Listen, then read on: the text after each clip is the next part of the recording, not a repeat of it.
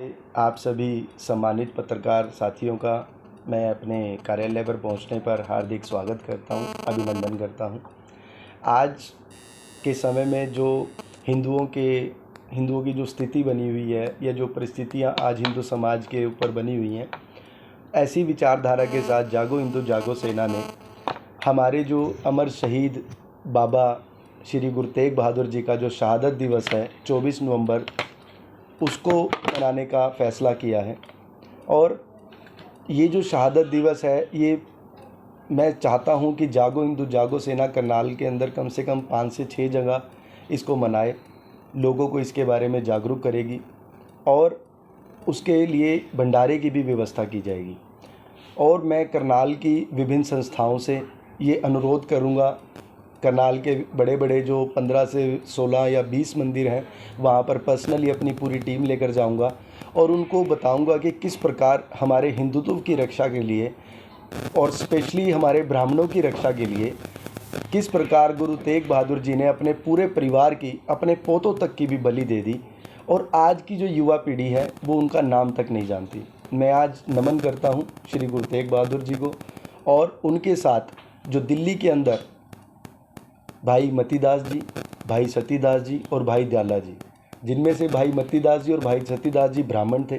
और आप लोगों की मैं मानता हूं कि आप लोग सुन के भी आपको लगेगा कि किस प्रकार उन्होंने, कैसी प्रताड़ना सही होगी कि जो भाई मतीदास और सतीदास थे, भाई सतीदास को लकड़ी के आरे में चरवा दिया गया कि आप इस्लाम कबूल कर लीजिए, और जो भाई मतीदास थे उनको रुई में लपेट कर और उनको आग के हवाले किया गया। और जो भाई दयाला जी थे उनको उबलते हुए पानी के अंदर, मैं बोलते हुए भी ऐसा फील होता है कि कैसा उस महान आत्माओं को कैसा महसूस होता होगा कि उन्होंने अपना धर्म पर रहना अडिग समझा।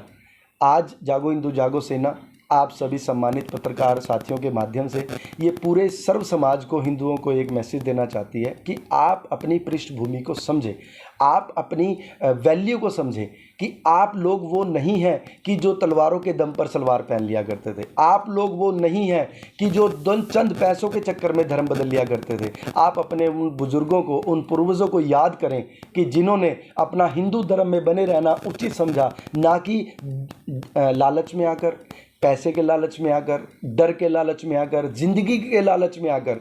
क्योंकि जब वहाँ पर गुरु तेग बहादुर जी को कहा गया कि या तो आप इस्लाम स्वीकार कर लो, नहीं तो आपको मौत के घाट उतार दिया जाएगा, तो श्री गुरु तेग बहादुर जी ने वहाँ पर कहा कि मैं जिस धर्म में पैदा हुआ हूँ मैं उसी धर्म में रहूँगा, तुम्हें जो करना है वो कर लो। वहाँ पर मुग़लों ने उनका सिर काटा और वहाँ के जो हमारे जो उस समय के योद्धा हुआ करते थे वो बड़ी मुश्किल से वहाँ से छुपा कर, चुरा कर श्री गुरु तेग बहादुर जी का वहाँ से सिर लेकर आए वो, और सिर लाकर उन्होंने आनंदपुर साहिब में फिर उनको उनका जो अंतिम संस्कार था वो किया। तो ये बातें हम अपने आने वाले युवाओं को बताना चाहते हैं।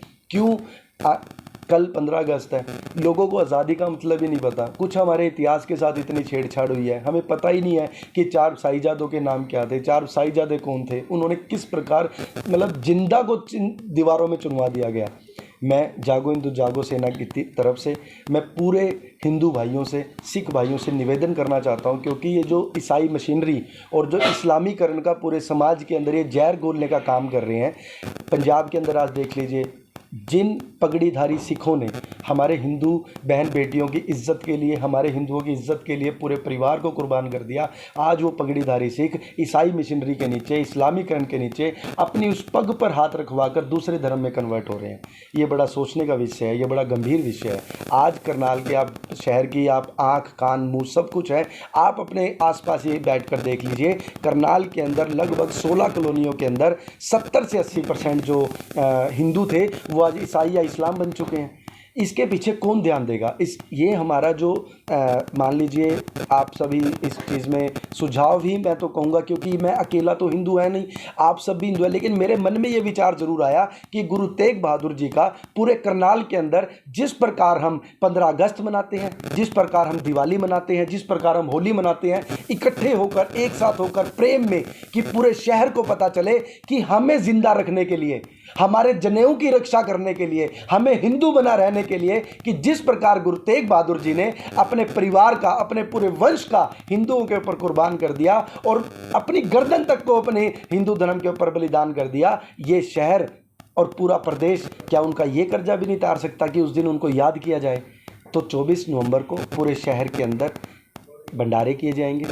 जितनी भी करनाल में मुख्य सामाजिक संस्थाएं हैं उनके पास जाया जाएगा। निवेदन करने के बाद मंदिरों में स्पेशल हमारा जो इसमें मेन टारगेट जो रहेगा, जहाँ तक पहुँचने का, विचार पहुँचाने का, हम पूरी टीम बनाएंगे अपनी 15 से 20 व्यक्तियों की, और प्रॉपर जब शाम का टाइम होगा हम मंदिरों में जाएंगे, उनकी संस्था से बात करेंगे। संस्था से करने के बाद उनको ये बताएंगे, वहाँ पे आने वाले लोगों को भी बताएंगे कि मंदिरों की रक्षा, धर्म की रक्षा करने के लिए किन्होंने कुर्बानी दी, आप उनको भी याद कीजिए। वो भी एक देवता समान थे, वो भी भगवान का रूप ही थे, कि जिन्होंने आप सबके जनेऊ की रक्षा करने के लिए, आप सबके मंदिरों की रक्षा करने के लिए हिंदू बना रहना उचित समझा, ना ही इस्लाम स्वीकार करना। दिनेश जी, जैसा आपने कहा सेक्रीफाइस ऑल फ्रीडम फाइटर, जैसे आपने कहा है कि उन्होंने त्याग किया, और आज की जो युवा जो मतलब न्यू जो जनरेशन है उनको ये अंदर अकबर ने 3000 हिंदू युवतियों को सरेआम राजस्थान के अंदर मार दिया था,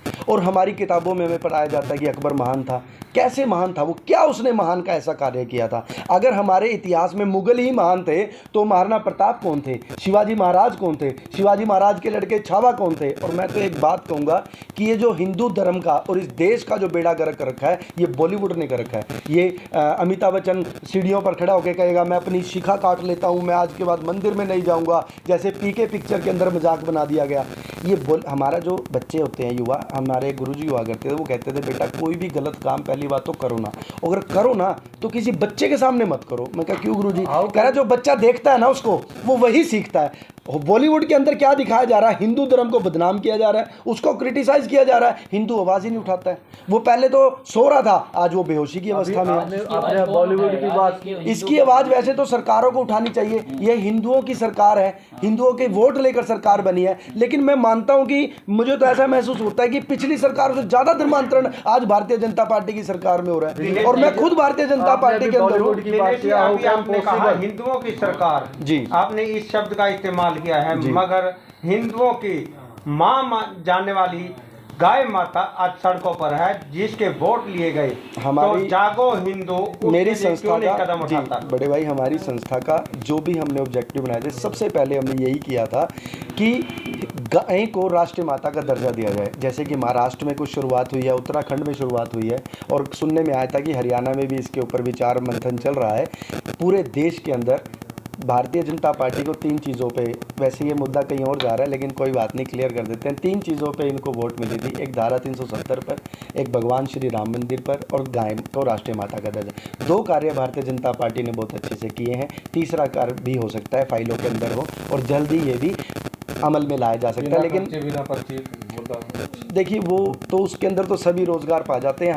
हम तो अपनी कट्टर हिंदू की बात करेंगे। जब दूसरे धर्म अपनी कट्टरता का प्रदर्शन करते हैं तो हम भी सिर्फ अपनी कट्टरता का, हिंदू का प्रदर्शन ये सारा हिंदुओं के नाम ही है। सिख तो कोई मंदिर में जाता भी नहीं। मैं पूछता हम यही उन्हीं को हमने ये शुरुआत तभी की है कि उन भाइयों को पता चल सके कि हम तो नूर और मांस हैं, हमारी एक ही संस्कृति है, हमारी एक ही संस्कार है, हमारी एक ही बोली है, और हम सब एक ही हैं। आप देखिए मुश्किल से 2-4% लोग हैं जो नहीं मानते। एक बड़े सिख टोटली अलग सिख धर्म नहीं, वो सिर्फ 4-5% लोग ही हैं। 95% आज भी अपने को हिंदू सभ्यता से जुड़ा हुआ मानते हैं। जो गुरु नानक देव जी थे वो लव कुश के वंशज अब मानते हैं। आपने भी बॉलीवुड की बात की थी, हाउ कैन पॉसिबल, जो न्यू